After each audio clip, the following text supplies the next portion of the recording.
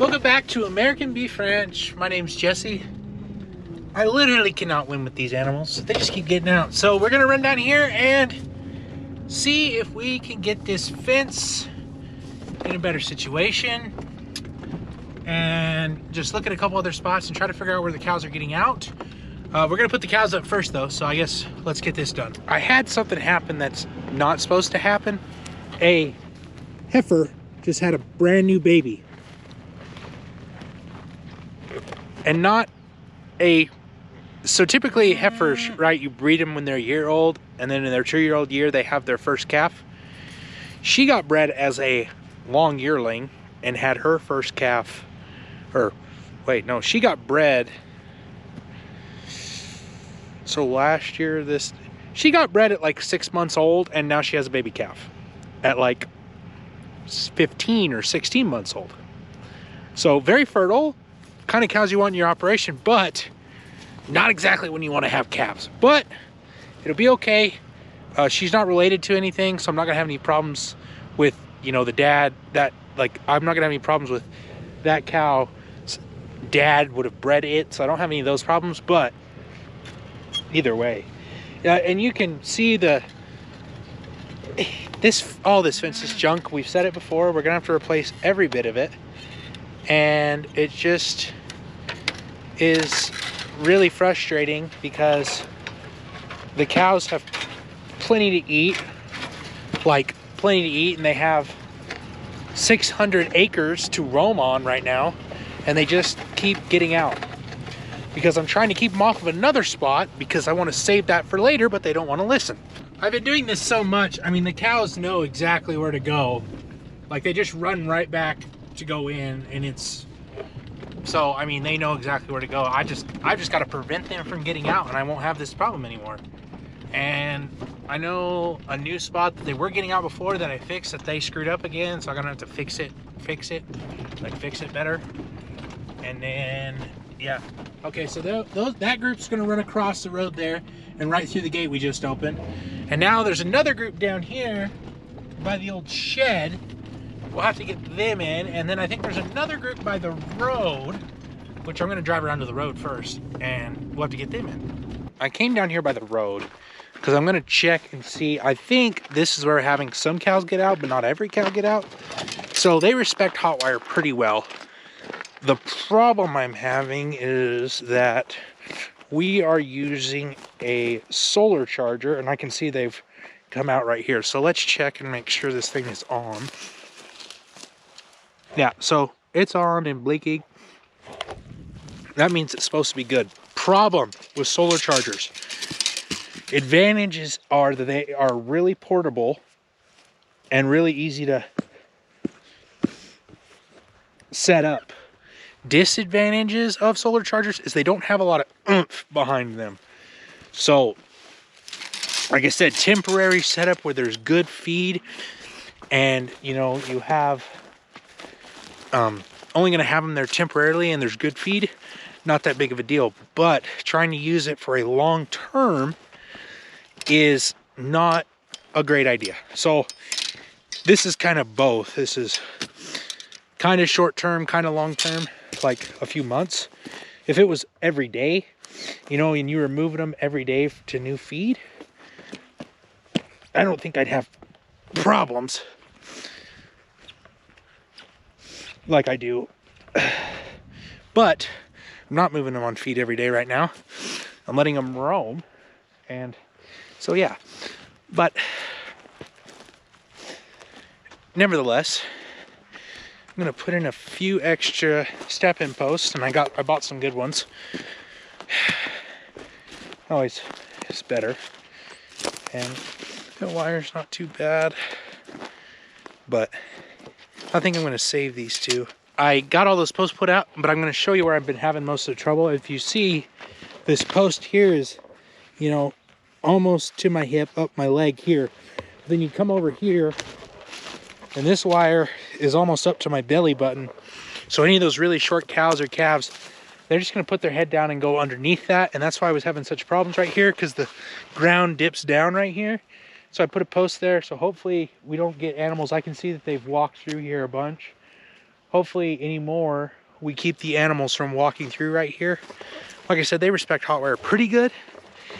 I mean, otherwise they just walk around and walk through it. But I got a couple cows out. I'm gonna get those put up. And then I need to find some T-posts and some fence clips and a post pounder, because I gotta fix a spot and I know I need a couple posts.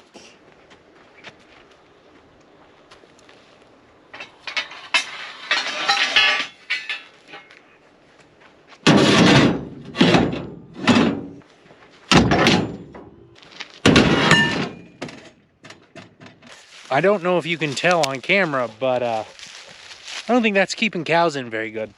So this post is obviously broken off. This is disconnected. So I think we're gonna have one T-post here and another one in the middle, just to try to help keep the cows in.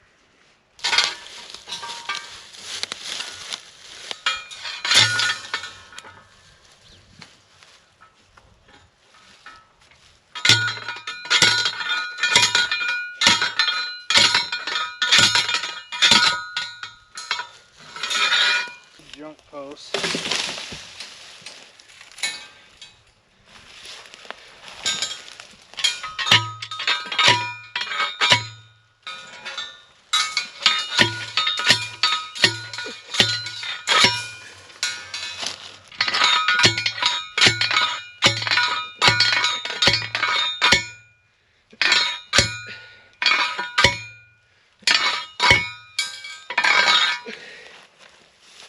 Just like that, T-post in place.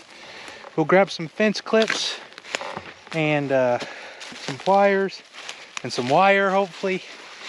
Get that sealed up and then put these cows up. And yeah, we may get this done. We may keep them in one day. I have got this somewhat fixed. I still need some better tie wire because these fence clips just aren't working the best. But you can see the problem kids that are causing me the most issues are right back here, and they were gonna walk right back out again. So these ones are out in one spot. These ones are out in another spot. So we're gonna put these ones up, and then I'm gonna walk around and or drive around and put the other ones up. And once I get those animals all put up, apparently lunch is almost done. It is Sunday. I actually had an anniversary yesterday. I've been married for 6 years, which seems kind of short, but the totem pole for marriage is pretty low in America, so I guess it's actually kind of miraculous we made it that long. Go! And so I didn't throw it at him. So we're just gonna get these animals put up, and the next one's put up, and then I'm gonna go get some lunch. These yearling steers are looking really good. They're gonna finish early on grass. I think I've been working on grass-fed steers for a while, and I think we could butcher them at 20 months of age, which is fast for grass-fed, and have a really good product. So that's awesome to see. These cows are doing exactly what I want them to do. Come on, boys. Hip, hip, hip, hip. Hey, if you guys can see that red cow up there in the lead, she's my favorite cow. The bull calf that I'm keeping a bull is out of her, and every year that she has a calf, that she's had a calf, I think she's had 4 now, maybe 5, they are bull quality, like you would keep them for bulls. I have a steer out of her that is 2 years old that's still here. So he turned 2 earlier this year, so he's long, but we cut him all that year. He could have been a bull. Her blackjack that's out here, that's 1.5 years old, is gonna be a bull. So next year I'm going to take that cow, that red cow, and a couple other my nice red cows, and I'm gonna AI them to a bull and see if I can really have a pretty awesome combination. Gate's open now, and if you see all this junk, it's not mine, don't mind me. It's left by other people, and it's not even mine, but I'm gonna end up having to clean it up. Stupid how stuff works. Check cow water. We are gonna have to get this prepared for winter shortly, because there is snow coming. There may be snow tonight actually, and rain and snow this afternoon, so you have to get that ready. I've been working on cleaning this pen out. We're not gonna be able to use any of this manure. I've talked about manure before. If you haven't seen those videos, check them out. It's not that this manure would be contaminated. It probably would not be contaminated near as much as most manure, but it's just filled with strings and it's been in there forever and I don't want to use it. So that's just the way it is. Come on, girls. Murray Grey. If you haven't heard about Murray Grey cows, you should look it up and you should figure out what a Murray Grey cow is. Pretty impressive. I'm surprised there's not more of them in the States. Honestly, they are a really great cow, especially if you are a grass finisher. They're a great cow. So, see, we got some young calves. There's about 4 cows that had calves late, which most of those are not mine. There's another guy that has cows here, a few. Shoo, come on, mama. So, but anyway, you can see these cows are still fat. They've been on that, so we like these cows. They're good converters of feed. Come on, boys and girls. You can see this deer calf. Look at him. Well, he's actually still a bull. Come on, let's go. Hip, hip. Come on, come on. Younger mama here. There is a group of 2-year-old heifers, and there's 1 2-year-old steer of those left. They just high strung. The whole group is high strung. A group of these cows came out of Montana, and it's like the calves that came out of them, maybe it was in the bull that they were bred to. Really high strung. I advised the guy that bought them to not keep them as replacements, but he decided to keep them. They're okay now. Still not good, but not terrible anymore either. All these other cows are walking down here and you're trying to come back this way. Let's go. Come on.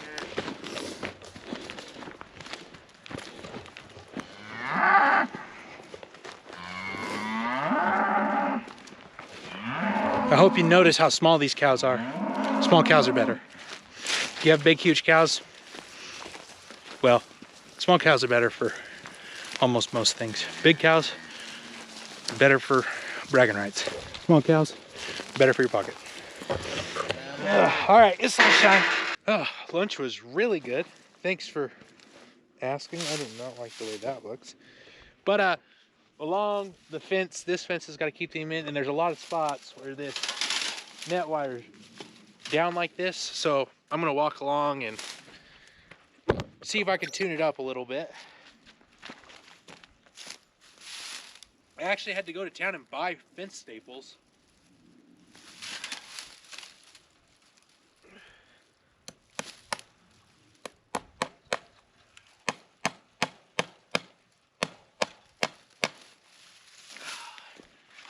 I want to show you something about fence staples. So when you pound a fence staple in, you don't want to pound it straight up and down like this. You want it at an angle like this one, so it gets in 2 different grains of wood. Because if you have it all in the same grain, it'll split, and then that split's wider and it can work its way out. I think that makes sense. So obviously, if a cow's walking along here, a hole like this would probably entice them. So you gotta pick the wire up, stretch it, and put it back against the post, and put a new fence staple on it.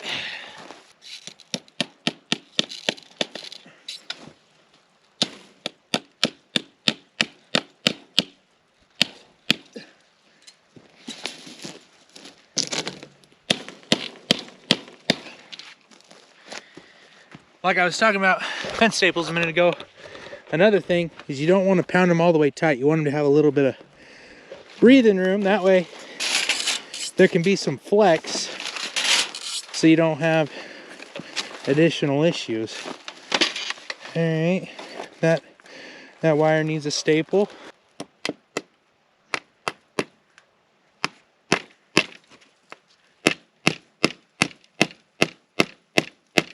And we just keep going.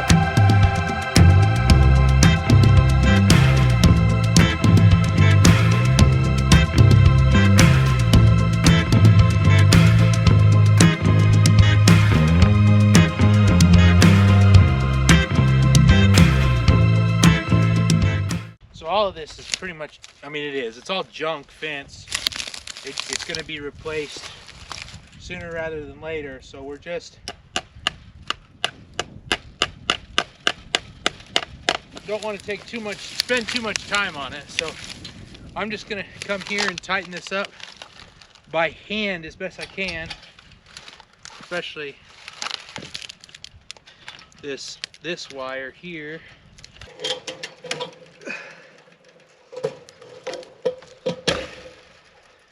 Well, and that's what I was afraid of happening. Wire broke.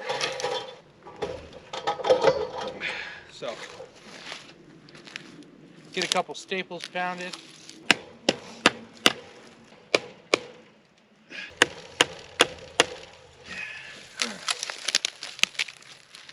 It's not pretty, but it'll deter some cows for a little, way better than it was.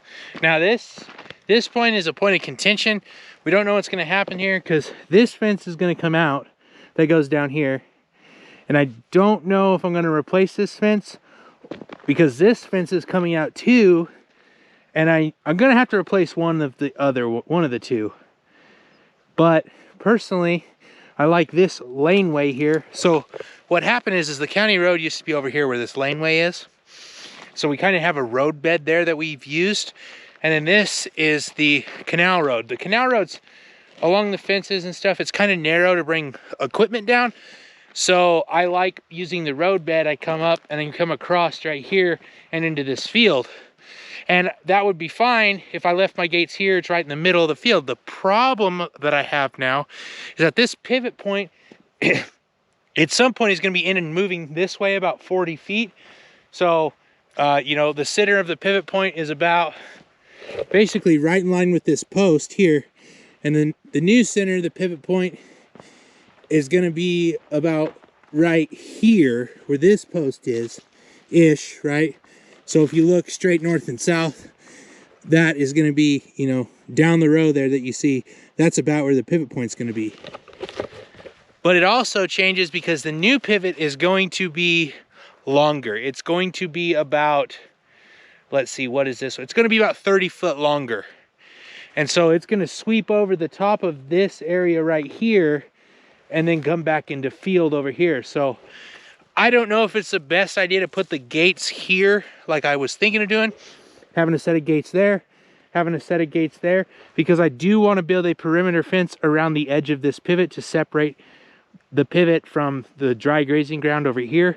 I want to have one really good fence just to, like you guys saw the problems we had, cows coming through all this fence over here, and it just was a pain in the butt all summer. So I want to have one brand new good fence, and I have to have it continuous from basically the east side of the property all the way to the west.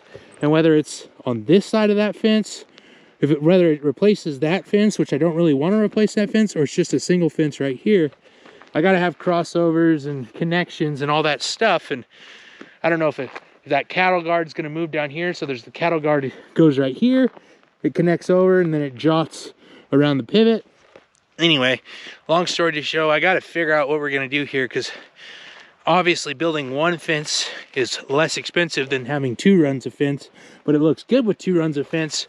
So I don't know exactly what I'm going to do, and it gives you more leeway with what you can do. But I'm already going to have another run of fence.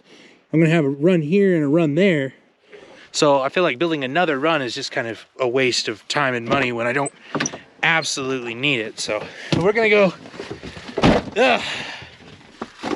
we're going to go check on the cows.